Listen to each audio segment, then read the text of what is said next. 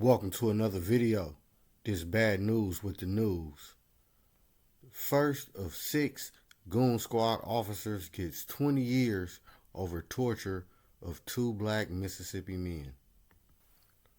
Hunter Elward, this guy right here, one of 6 former law enforcement officers in Mississippi who pleaded guilty to charges connected to the beating and sexual assault of 2 black men, was sentenced Tuesday to 20 years in federal prison, you guys. Elward, along with 4 other former Rankin County Sheriff's deputies and another officer, pleaded guilty to more than a dozen federal charges in August after Michael Corey Jenkins and Eddie Terrell Parker accused them of bursting into their home without a warrant, beating them, assaulting them with a sex toy, and shocking them repeatedly with stun guns last year. Jenkins says one of the deputies shoved a gun in his mouth and fired the weapon. Former Rankin County Sheriff deputies Brett McAlpin, Christian Dedman, Jeffrey Middleton, and Daniel Opdyke, and former Richland police officer Joshua Hartfield are expected to be sentenced later this week. Rankin County Sheriff Brian Bailey in June announced the deputies involved in the incident had been fired, and in August they pleaded guilty to state charges connected to the incident, which Christian Clark, Assistant Attorney General of the Justice Department Civil Rights Division, previously described as torture. Now, what a shame. Well, first thing I gotta say about that is that it appears justice is being served. And unfortunately, this is just more blatant proof of the racism that still exists. Call it hatred or whatever. And the thing is these was police officers calling themselves the Goon Squad. And for those who don't know what the Goon Squad is, that's when you're in prison. It's like a special unit in prison, a special group of correctional officers, and they supposedly deal with the more severe inmates. But here these dudes is out here on the streets, took the oath or whatever to protect and serve. Well, protect who and serve who? That's the question, it appears. But all BS aside, this is one of the things I'll be talking about as far as people carrying their prejudices and biases out in daily life. Now, you may think, and it's getting harder to prove, especially with dudes like this, how can you regulate or determine when not to use your bias? Well, first you need to understand what prejudices and bias is. If you know you're prone, even in the example of a certain food, but in this case though, if you know already, like exactly, just say if these dudes is working at McDonald's or at a restaurant, man, these same type of guys. So you gotta think, this type of person, as much as he may hate a certain group or whatever, whenever he gets a chance, it's a good chance he's going to do something to your food. And if it's a life and death situation, if he can get away with it, he's going to probably try to take you out, which is an example here of these dudes. And I hope they get everything to them, as well as anybody who done foul stuff like this and think they done got away with it. This is just blatant hate and racism. Here you go, kicking dude's door, and according to the reports, well, we know what happened. I don't even want to say it again. He basically beat and tortured these men.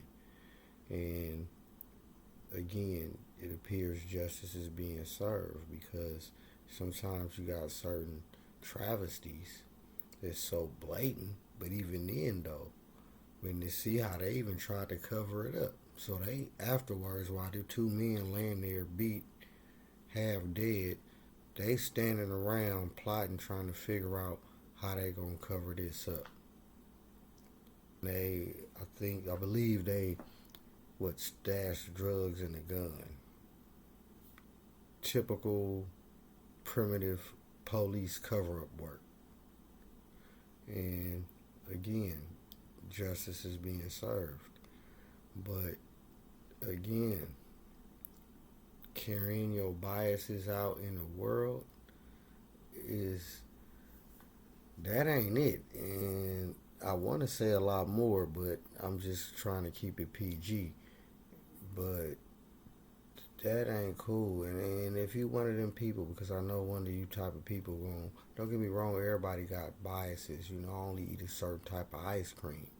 My favorite color is green, so I may be a little biased against the other colors when it comes to choosing certain things. So you got innocent bias and prejudice. Even if it's a particular group, I don't like their food. Okay, that don't mean I hate that people or that person. Or if I'm working at a restaurant, I'm gonna do this. Or if I'm in a police position, I'm gonna do that. Nah, hell nah. That ain't even how we rock. Especially people of African descent. We don't too much. Now again, we may carry prejudices and stuff, but to practice the travesty like that, this blatant racist travesty, and call them all kind of words, they probably was yelling at him like, ain't nothing you can do, you ain't gonna get away with it, probably we gonna do you like we been doing, all that type of talk. I can just imagine. And they need to get everything they got coming to them and more. And it appears like that's what's happening. So far it appears so good. So shout out to what they say, kudos to the Justice Department and the officers involved in capturing and euthanizing these punks. And this is an example of good police work. And it needs to appear a lot more cleaning house. And I don't want to hear that, police is a hard job. And I know it is. You still ain't got to carry your biases. It's no different than same with these police shootings. Now, if imagine, have these officers harmed any other people before? Have they shot any people before? Because the police, I always say this when I be seeing certain shootings, and a person may have a knife and he 20, 30 feet away, and he may be crazy, talking crazy, and he even coming towards y'all. Why is y'all shooting to kill? You can easily shoot him and shoot the damn knife out his hand. And they got the discrepancy to choose who they want to just shoot and who they want to kill. And there lies one of the biggest problems and issues of, like I just addressed, carrying your biases out into the world when you're interacting with people. Like, again, it's one thing, because some people ain't gonna like people, and some people I don't like per se or whatever, but I'm not gonna go out my way to do nothing. Or even if they come to my place of business, I'm not gonna do them dirty like that. Not at all. I'm not, to me that's cowardly type of stuff. I'd rather just tell you to your face or bring it to you to your face, as opposed to, dude, that ain't even no backdoor move. That's just real cowardly.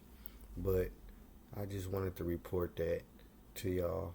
BadNewsBrown, breaking it down for y'all. Peace.